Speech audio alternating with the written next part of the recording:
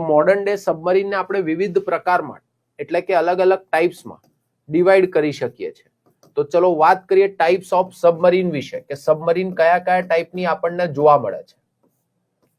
જો types of સબમરીનની વાત કરીએ ને તો બેઝિકલી સબમરીનના પ્રકાર, શું ભાઈ, સબમરીનના પ્રકાર બે વસ્તુઓના આધારે પાડવામાં આવે છે.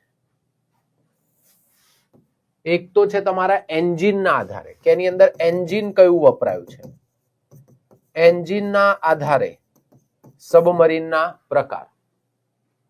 એક આવી જાય છે કે તો ભાઈ એની કાર્યપ્રણાલી કેવી છે, એની કાર્યપ્રણાલી કેવી છે, એના આધારે સબમરીનનો પ્રકાર. તો સબમરીનના આપણને વિવિધ પ્રકારો જોવા મળે છે. એકને આપણે કહીએ છીએ એન્જિનના આધારે, એક કાર્યપ્રણાલીના આધારે. એન્જિનના આધારે બે પ્રકાર આપણને મેઇનલી જોવા મળે છે. એકને આપણે કહીએ છીએ, ધ્યાનથી સાંભળજો, diesel electric submarine. Diesel electric submarines શું કહીએ છીએ? એકને આપણે ડીઝલ ઇલેક્ટ્રિક સબમરીન્સ કહીએ છીએ. એક છે આની અંદર જેને આપણે કહીએ છીએ nuclear powered submarine. Nuclear powered submarine.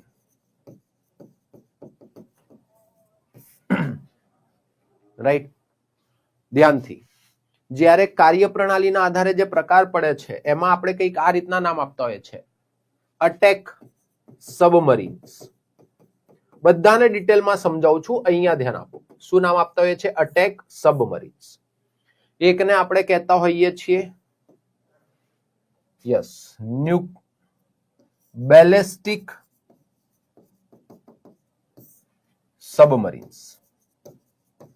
એટલે કે આ રીતે તમને અલગ અલગ પ્રકારની સબમરીન્સ જોવા મળે છે. પાછું થાય શું, કેટલીક કેવી હોય ખબર છે? ડીઝલ ઇલેક્ટ્રિક અટેક સબમરીન હોય. કેવી હોય કેટલીક submarine? Diesel electric attack submarine. આવું લખેલું હોય ડીઝલ ઇલેક્ટ્રિક અટેક સબમરીન છે એટલે તમારે શું સમજવાનું કે એની અંદર ડીઝલ ઇલેક્ટ્રિક એન્જિન વપરાયું હશે, એઝ વેલ એઝ શું હશે? તો એનું કામ શું છે? અટેક કરવાનું કામ છે.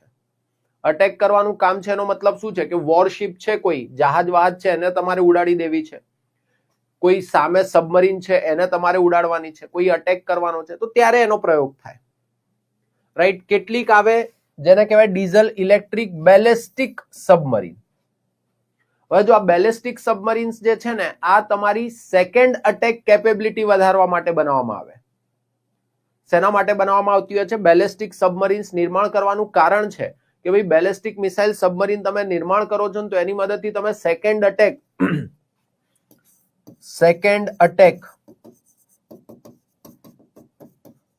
કેપેબિલિટીઝ તમારી સુધારી શકો છો. શું સુધારી શકો છો ભાઈ? સેકન્ડ અટેક કેપેબિલિટીઝ તમારી સુધારી શકો છો. યસ ઓર નો બેટા?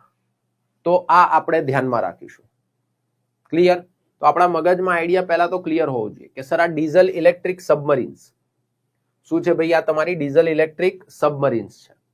ડીઝલ ઇલેક્ટ્રિક સબમરીન્સની વાત કરીએ તો સર આ ની અંદર ડીઝલ એન્જિન વપરાયેલા હોય, ઇલેક્ટ્રિક સબમરીન્સ હોય. હમણાં આને ડિટેલમાં સમજાવું છું. હજી આને અટેક સબમરીન એટલે કે આનો આધારે એક પ્રકાર પડે ડીઝલ ઇલેક્ટ્રિક અટેક સબમરીન. આના આધારે એક પ્રકાર પડે diesel electric ballistic missile submarine.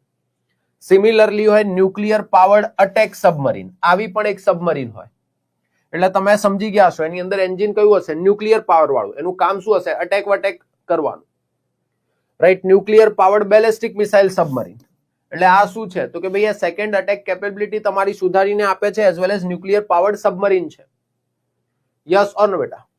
તો આ આપણે ધ્યાનમાં રાખીશું.